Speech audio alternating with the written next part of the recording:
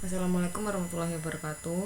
Yang terhormat dosen pengampu mata kuliah Ekonomi Makro, Ibu Dewi Mariam Widiniarsih, SEMM. Di sini kami akan mempresentasikan hasil diskusi kami. Perkenalkan, nama saya Nur Aisyah dan rekan-rekan saya ada Bahrul, Jahnu, dan Umi. Ekonomi makro adalah ilmu yang mempelajari secara keseluruhan. Studi ekonomi ini belajar tentang ekonomi dalam skala besar dan menyeluruh. Ekonomi makro adalah ilmu yang mempelajari bekerjanya perekonomian secara keseluruhan atau membahas variabel ekonomi agregatif yang dapat menunjukkan hubungan bersifat kausal dan hubungan yang bersifat fungsional. Kemudian di dalam setiap fenomena yang ada dan dapat mempengaruhi perekonomian secara luas ini kemudian melahirkan teori-teori yang terbagi dalam dua hukum atau mazhab. Yang pertama yaitu mazhab klasik. Dalam mazhab klasik yang dipopulerkan oleh Adam Smith dan juga David Ricardo, teori yang digunakan banyak mengulas tata cara pengelolaan perekonomian yang berada dalam lingkup negara. Yang kedua yaitu mazhab Keynesian yang disusun oleh John Maynard Keynes membatalkan bahwa pemerintah suatu negara memiliki kekuatan untuk mengendalikan arah perekonomian. Anggapan tersebut muncul karena dalam mazhab ini kegiatan perekonomian diatur oleh pemilik modal. Besarnya kendali yang diberikan mazhab Keynes kepada pemilik modal membuat teori ekonomi makro yang berada di dalam cakupan mazhab yang satu ini lebih condong ke arah liberal atau kapitalisme.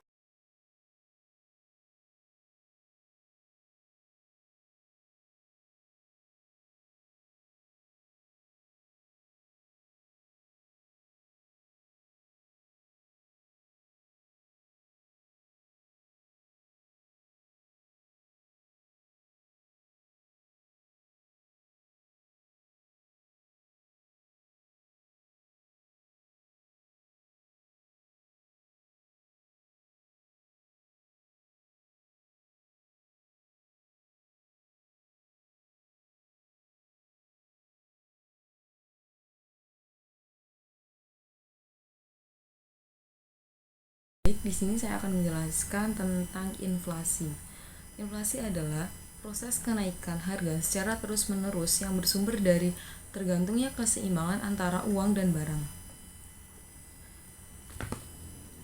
Inflasi mempunyai penjelasan bahwa suatu gejala di mana banyak terjadi kenaikan harga barang yang terjadi secara sengaja ataupun secara alami yang terjadi di hanya yang tidak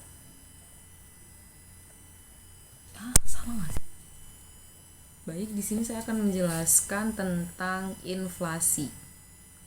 Inflasi adalah proses kenaikan harga secara terus-menerus yang bersumber dari ketergantungannya keseimbangan antara arus uang dan arus barang. Inflasi mempunyai penjelasan bahwa suatu gejala di mana banyak terjadi kenaikan harga barang yang terjadi secara sengaja ataupun secara alami yang terjadi tidak hanya di suatu tempat saja. Perlu diingat bahwa kenaikan harga dari satu barang atau dua barang tidak disebut inflasi.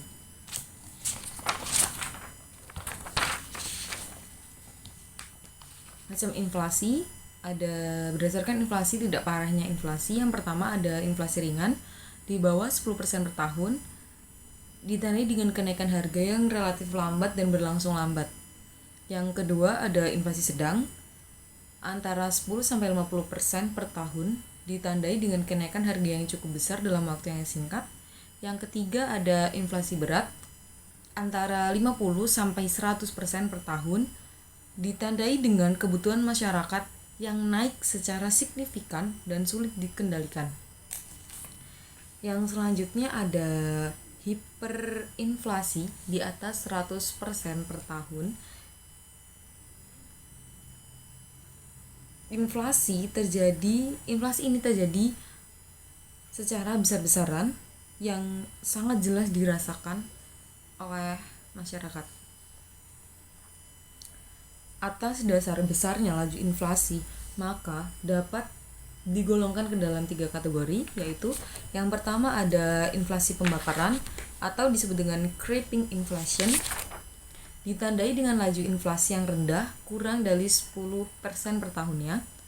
Yang selanjutnya ada inflasi menengah, galloping inflation, ditandai dengan laju inflasi yang cukup besar dalam waktu yang relatif pendek serta mempunyai sifat akselerasi, yaitu harga dalam waktu mingguan atau bulanan.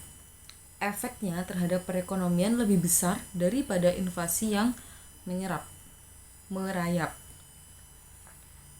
Selanjutnya ada inflasi tinggi, hiperinflasi, merupakan inflasi yang parah akibat harga-harga naik sampai 5 atau 6 kali lipat. Biasanya keadaan ini timbul apabila pemerintah mengalami defisit anggaran belanja yang dibelanjakan dan ditutup dengan percetakan uang.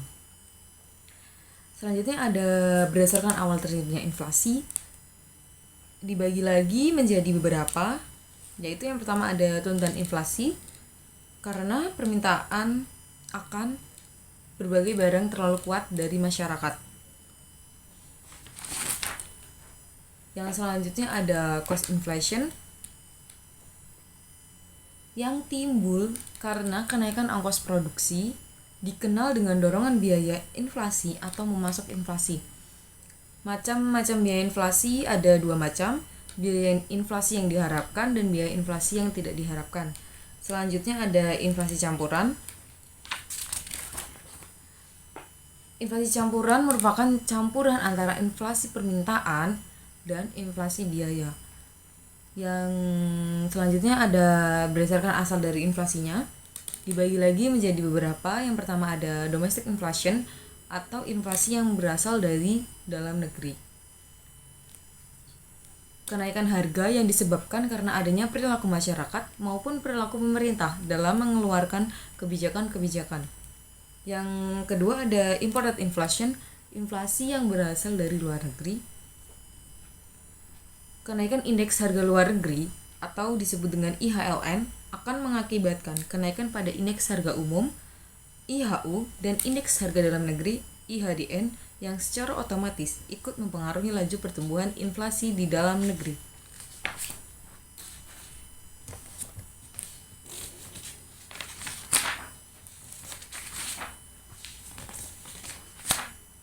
Selanjutnya ada efek yang ditimbulkan dari inflasi tersebut. Yang pertama ada efek terhadap pendapatan, equity effects. Efek sifatnya itu tidak merata. Ada yang dirugikan, tetapi ada pula yang diuntungkan dengan adanya inflasi tersebut. Contohnya, seseorang yang mendapatkan penghasilan 500.000 per tahun, sedangkan laju inflasi sebesar 10%, akan menderita kerugian penurunan real sebesar laju inflasi tersebut, yakni 50.000. Yang kedua ada efek terhadap efisiensi, yang dapat mengubah pola alokasi faktor-faktor produksi. Perubahan ini terjadi melalui kenaikan permintaan akan berbagai macam barang yang kemudian dapat mendorong terjadinya perubahan dalam produksi beberapa barang tertentu sehingga mengakibatkan alokasi faktor produksi menjadi tidak efisien. Selanjutnya ada efek terhadap output. Lalu ada inflasi dan perkembangan ekonomi. Inflasi yang tinggi tingkatnya tidak akan mengalahkan perkembangan ekonomi. Biaya yang terus-menerus naik menyebabkan kegiatan produktif sangat tidak menguntungkan. Maka, pemilik modal biasanya lebih suka menggunakan uangnya untuk tujuan spekulasi. Tujuan ini dicapai dengan pembelian harta-harta tetap setiap tanah, rumah, dan bangunan. Selanjutnya ada inflasi dan kemakmuran masyarakat. Inflasi juga menimbulkan efek-efek sebagai berikut kepada individu masyarakat. Yang pertama ada inflasi yang menimbulkan pendapatan real orang-orang yang berpendapatan tetap. Yang kedua ada inflasi akan mengurangi nilai kekayaan yang berbentuk uang. Yang ketiga ada memperburuk pembagian kekayaan. Selanjutnya ada langkah-langkah untuk menyelesaikan inflasi tersebut. Yang pertama ada kebijakan moneter. Kebijakan moneter itu kebijakan yang dikeluarkan oleh bank sentral untuk mengatur jumlah uang yang beredar melalui instrumen-instrumen moneter yang dimiliki oleh pihak bank sentral. Ada 3 kebijakan yang dapat ditempuh bank sentral untuk mengatur inflasi tersebut. Yang pertama ada kebijakan diskonto, yaitu bank sentral mempengaruhi peredaran uang dan jalan menaikkan dan menurunkan tingkat bunga. Yang selanjutnya ada operasi pasar terbuka, yaitu membeli dan menjual surat-surat berharga. Yang selanjutnya ada persediaan kas untuk mempengaruhi peredaran uang dengan jalan menaikkan menurunkan persentase persediaan kas dari bank. Yang selanjutnya ada kebijakan fiskal, yaitu pengaturan tentang pengeluaran pemerintah serta perpajakan yang secara langsung dapat mempengaruhi total dan dengan demikian akan mempengaruhi harga. Kebijakan fiskal yang berupa pengurangan pengeluaran pemerintah serta kenaikan pajak akibat akan dapat mengurangi permintaan total sehingga inflasi dapat ditekan. Selanjutnya ada kebijakan yang berkaitan dengan output, ada kebijakan penentuan harga dan indexing, dan yang terakhir ada kebijakan lain. Kebijakan lain ini masih terdapat beberapa lagi. Yang pertama ada peningkatan produksi, yang kedua ada kebijakan upah, yang ketiga ada pengawasan harga, dan yang terakhir ada perbaikan perilaku masyarakat. Problematika ekonomi makro jangka panjang meliputi pertumbuhan penduduk. Pengertian dari pertumbuhan penduduk sendiri yaitu merupakan keseimbangan dinamis antara kekuatan yang menambah dan kekuatan yang mengurangi jumlah penduduk. Jenis pertumbuhan penduduk pertama yaitu pertumbuhan penduduk alami yang dipengaruhi oleh 2 faktor, yaitu kelahiran dan kematian penduduk. Yang kedua, pertumbuhan penduduk non-alami yang terjadi karena proses imigrasi atau perpindahan penduduk dari satu wilayah ke wilayah lain. Yang ketiga yaitu pertumbuhan penduduk total. Pertumbuhan penduduk total adalah pertumbuhan penduduk yang dihitung dari selisih jumlah kelahiran dengan kematian ditambah dengan selisih dari pertumbuhan non-alami. Kemudian faktor terjadinya pertumbuhan penduduk yang pertama, kematian. Kematian adalah hilangnya tanda-tanda kehidupan manusia secara permanen. Banyak sekali faktor penyebab dari kematian ini biasanya dipengaruhi oleh usia, lingkungan sekitar atau tempat tinggal di mana ada atau tidaknya sarana prasarana mendukung kehidupan, misalkan makanan, kebersihan, serta kesehatan. Yang kedua yaitu kelahiran. Faktor kelahiran ini dapat dikatakan sebagai faktor penyebab utama terjadinya pertumbuhan penduduk di dunia karena rata-rata pertumbuhan penduduk adalah tingginya angka kelahiran dibandingkan angka kematian karena masih tertanamnya sebuah ideologi tertentu yang menganjurkan harus mempunyai banyak anak. Yang ketiga yaitu faktor mendukung kelahiran. Kawin pada usia muda karena ada anggapan bila terlambat kawin maka keluarga akan malu. Yang keempat, faktor penghambat kelahiran. Ada program keluarga berencana yang mengupayakan pembatasan jumlah anak, adanya ketentuan batas usia menikah untuk wanita minimal berusia 16 tahun dan bagi laki-laki minimal berusia 19 tahun. Yang kelima yaitu migrasi, adalah peristiwa perpindahan suatu organisme dari satu tempat ke tempat lainnya. Dampak dari pertumbuhan penduduk tersebut yang pertama adalah kemiskinan. Angka kemiskinan yang terus meningkat menandakan bahwa kesejahteraan penduduk semakin berkurang sehingga akan mempengaruhi sumber daya manusia di wilayah tertentu. Yang kedua, semakin banyak populasi.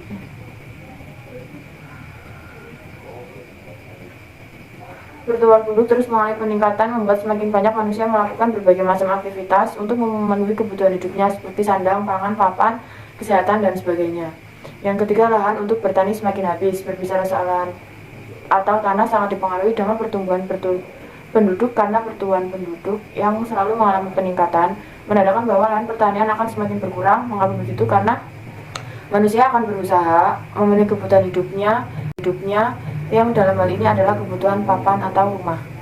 Kemudian yang keempat yaitu pengangguran. Seperti yang sudah dijelaskan sebelumnya, jika pertumbuhan penduduk bisa mengakibatkan kemiskinan ini bisa disebabkan karena pengangguran semakin banyak. Banyaknya pengangguran ini bisa terjadi karena banyaknya manusia yang mencari pekerjaan tetapi lowongan pekerjaan tidak sesuai dengan angka pelamar kerja. Yang kelima, air bersih semakin sedikit. Pertumbuhan penduduk yang terus meningkat bisa mengakibatkan kualitas air menjadi berkurang. Bahkan, bukan hanya kualitasnya saja yang berkurang, tetapi ketersediaan air juga bisa semakin berkurang. Yang keenam, kesehatan semakin berkurang. Dampak berikutnya yang disebabkan karena pertumbuhan penduduk meningkat cepat adalah kesehatan penduduk semakin berkurang. Apabila kesehatan penduduk semakin berkurang, menandakan bahwa lingkungan yang kotor dan air bersih yang sudah tercemar atau habis. Oke, cara mengatasi pertumbuhan penduduk tersebut yang pertama yaitu program keluarga berencana atau KP. Seperti yang kita tahu bahwa pertumbuhan penduduk yang terus meningkat disebabkan karena banyaknya angka kelahiran dalam 1 tahun. Angka kelahiran terus bertambah tanpa dibarengi dengan sebagai macam pembangunan dan sumber daya manusia yang baik akan berdampak buruk bagi penduduk dan wilayah itu sendiri. Oleh sebab itu, supaya angka kelahiran tidak terus-menerus mengalami peningkatan, salah satunya dengan menyebarkan informasi terhadap masyarakat luas terhadap program keluarga berencana tersebut. Yang kedua, meningkatkan kualitas pendidikan. Cara berikutnya yang dapat digunakan untuk mengatasi tingginya pertumbuhan penduduk adalah meningkatkan kualitas pendidikan. Semakin banyak penduduk yang mendapatkan pendidikan dengan kualitas yang baik, maka kualitas SDM-nya semakin baik juga. Yang ketiga, menciptakan lapangan pekerjaan. Banyaknya lapangan pekerjaan maka akan mengurangi angka pengangguran, sehingga masyarakat memiliki penghasilan tetap yang bisa digunakan untuk memenuhi kebutuhan hidup sehari-harinya. Yang keempat, melakukan pemerataan pembangunan. Hal ini dikarenakan pemerataan pembangunan bisa membuat masyarakat tidak perlu pindah atau bermigrasi pada wilayah tertentu saja, sehingga kepadatan penduduk bisa dihindari. Yang kelima, meningkatkan fasilitas kesehatan. Bahasa yang sehat adalah bahasa yang cerdas. Mungkin pepatah itu masih berlaku hingga sekarang. Oleh sebab itu, sudah seharusnya bagi pemerintah untuk meningkatkan fasilitas kesehatan, terutama pada wilayah-wilayah yang sulit. Baik, materi selanjutnya yaitu tentang pembahasan inflasi. Indeks harga konsumen Provinsi Lampung pada triwulan 2 2022 secara bulanan tercatat mengalami inflasi sebesar 0,88%. Lebih tinggi dibandingkan dengan triwulan 1 2022 yang mencatat inflasi sebesar 0,31%. Secara garis besar, tekanan inflasi di triwulan 2 2022 didorong oleh meningkatkan permintaan menjelang masuknya bulan Ramadan. Selain itu, tidak ada larangan mudik pada periode HBKN mendorong permintaan dan mobilitas masyarakat sehingga menyebabkan peningkatan tarif angkutan udara dan angkutan antar kota.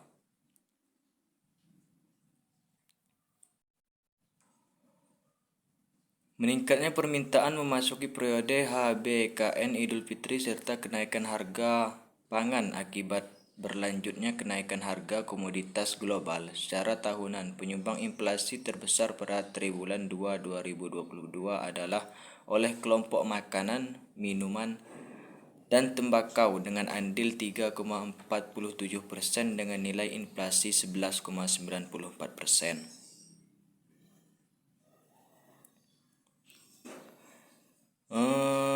Lebih lanjut, peningkatan permintaan yang berasal dari perbaikan permintaan masyarakat dan pent-up demand yang terrealisasi diperkirakan mendorong laju inflasi 2022. Terutama pada kelompok ini, kenaikan harga BBM dan bahan bakar rumah tangga juga berpotensi memberikan dampak tidak langsung yang cukup tinggi terhadap inflasi komponen ini. Akhirnya, pemerintah menaikkan harga BBM. Semula pemerintah tidak memilih opsi ini untuk mengatasi tekanan kenaikan harga BBM dunia. Awalnya Apindo, Asosiasi Pengusaha Indonesia, yang menawarkan kenaikan harga BBM karena menganggap tawaran pemerintah membatasi pemakaian BBM. Secara teknis tentu sangat sulit diterapkan. Tapi justru kedua opsi ini akan dilaksanakan pemerintah dengan pelaksanaan pembatasan pada September nanti. Pemerintah menaikkan harga BBM walau banyak elemen masyarakat menolak.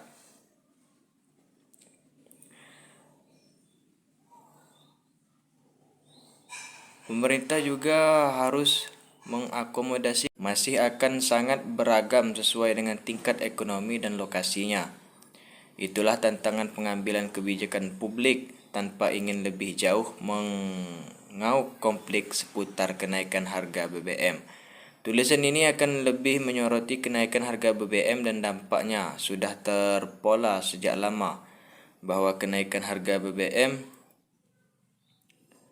dan dampaknya sudah terpola bahwa kenaikan harga BBM momentum kenaikan harga dahulu karena memang pemerintah sangat intervensionis sehingga masyarakat memanfaatkan kebijakan pemerintah menaikkan harga BBM sesuai dengan momentum menaikkan harga.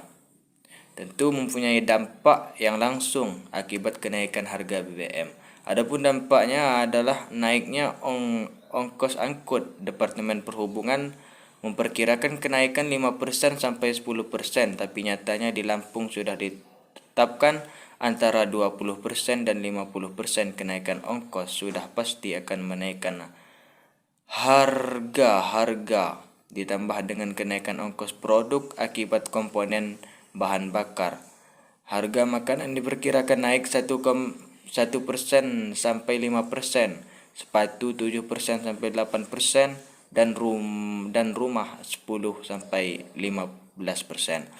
Tapi secara real harga ini akan naik lebih tinggi lagi apalagi kenaikan ini sudah berlangsung sejak ada isu naiknya harga BBM. Kenaikan harga-harga tertiup secara akumulatif menyebabkan inflasi. Akibat kenaikan harga BBM, inflasi akan mencapai di atas 11%. Bahkan BI memperkirakan di atas 12%, yang tahun sebelumnya sekitar 6%. Di Lampung tentunya Indonesia langsung akibat kenaikan BBM diperkirakan 1,56%, dan secara arisan Handicaya 3 keseluruhan akan lebih besar dari 2%. Terus pada kesempatan tersebut,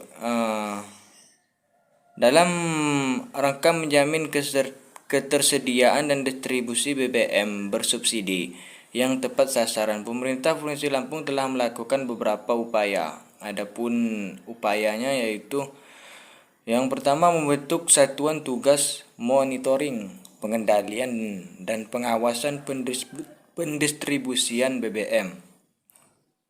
Ini akan naik lebih tinggi lagi apalagi kenaikan ini sudah berlangsung sejak ada isu naiknya harga BBM. Kenaikan harga tertiup secara akumulatif menyebabkan inflasi. Akibat kenaikan harga BBM, inflasi akan mencapai di atas 11%. Bahkan BI memperkirakan di atas 12%, yang tahun sebelumnya sekitar 6%. Di Lampung tentunya Indonesia langsung akibat kenaikan BBM diperkirakan 1,56%, dan secara arisan Handicaya 3 keseluruhan akan lebih besar dari 2%. Terus pada kesempatan tersebut,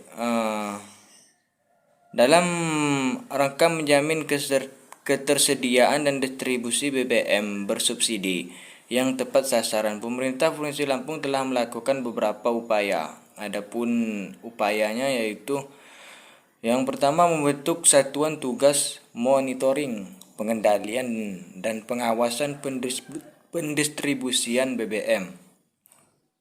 Yang kedua, ada surat edaran nomor 045 tanggal 12 September 2022 tentang himbauan penggunaan bahan bakar minyak umum yang ditujukan kepada ASN di lingkungan pemerintah Provinsi Lampung untuk memberikan keteladanan kepada masyarakat.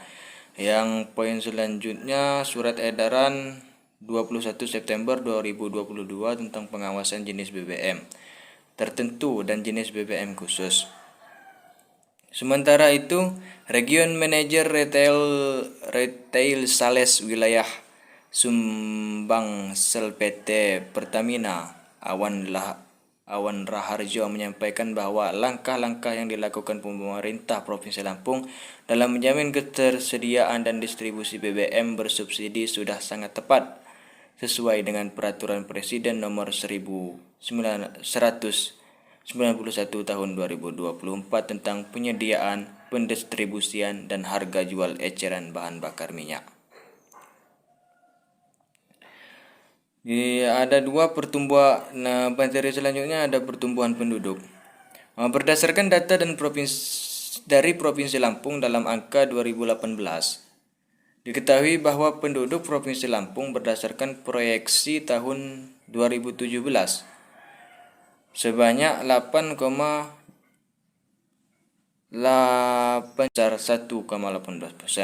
Laju pertumbuhan tinggi terdapat di Kota Bandar Lampung 1,98%, sedangkan laju pertumbuhan terendah adalah Kabupaten Lampung Utara 0,63%.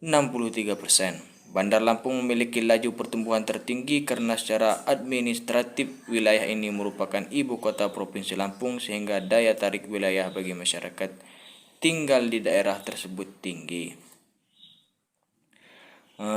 Terus di sini ada piramida penduduk Lampung tergolong tipe ekspansif di mana bagian bawah dan tengah lebar lalu mengerucut di atas. Ini mengindikasikan besarnya penduduk usia muda dibanding yang tua. Angka kelahiran di Lampung pun cenderung lebih tinggi dibandingkan kematian. Secara spesial, Lampung Tengah merupakan wilayah dengan penduduk terbanyak di Lampung, yakni 1,46 juta jiwa. Urutan kedua diduduki oleh Bandar Lampung dengan jumlah penduduk mencapai 1,16 juta jiwa, sedangkan pesisir barat merupakan kabupaten berpenduduk paling sedikit lantaran kurang dari 163.000 jiwa. Di atasnya ada kota metro yang dihuni oleh 168,7 ribu jiwa. Penduduk di Provinsi Lampung mengalami fluktuatif pertumbuhan penduduk 10 tahun terakhir tertinggi terjadi di tahun 2013 sebesar 2,50%. Ini menunjukkan bahwa pertumbuhan tersebut akan berdampak terhadap kemiskinan jika penduduk tidak mempunyai kapasitas tinggi yang menghasilkan dan menyerap produksi. Cara pemerintah mengatasi pertumbuhan penduduk. Provinsi Lampung terbagi dalam 3 kabupaten dan 2 kota madya, dan jumlah penduduk sebanyak 9.549,79 jiwa. Berdasarkan perbandingan atas luas wilayah dan jumlah penduduk, perlu digalakkan kembali program keluarga berencana atau KB yang selama ini baik namun menunjukkan hasil konkret. Oleh karena itu, guna mengaktifkan program KB yang telah digalakkan oleh pemerintah, BKKBN kembali membuat sebuah terobosan dalam rangka mengatasi laju pertumbuhan penduduk yang sangat pesat melalui program kampung atau program KB. Adapun tujuan pembangunan kampung KB, program keluarga berencana atau KB yang selama ini baik namun menunjukkan hasil konkret. Oleh karena itu, guna mengaktifkan program KB yang telah digalakkan oleh pemerintah, BKKBN kembali membuat sebuah terobosan dalam rangka mengatasi laju pertumbuhan penduduk yang sangat pesat melalui program kampung atau program KB. Adapun tujuan pembangunan kampung KB antara lain untuk meningkatkan kesadaran masyarakat tentang pembangunan berwawasan lingkungan, meningkatkan jumlah peserta KB aktif modern, meningkatkan derajat kesehatan masyarakat, dan meningkatkan taraf hidup masyarakat. Di samping itu, program pembangunan kampung KB diharapkan dapat meningkatkan kualitas hidup masyarakat di tingkat kampung atau desa atau yang setara melalui kependudukan, keluarga berencana, dan pembangunan keluarga serta pembangunan sektor terkait dalam rangka mewujudkan keluarga kecil berkualitas dalam hal keselarasan dan sinkronisasi program yang telah dicanangkan oleh pemerintah pusat.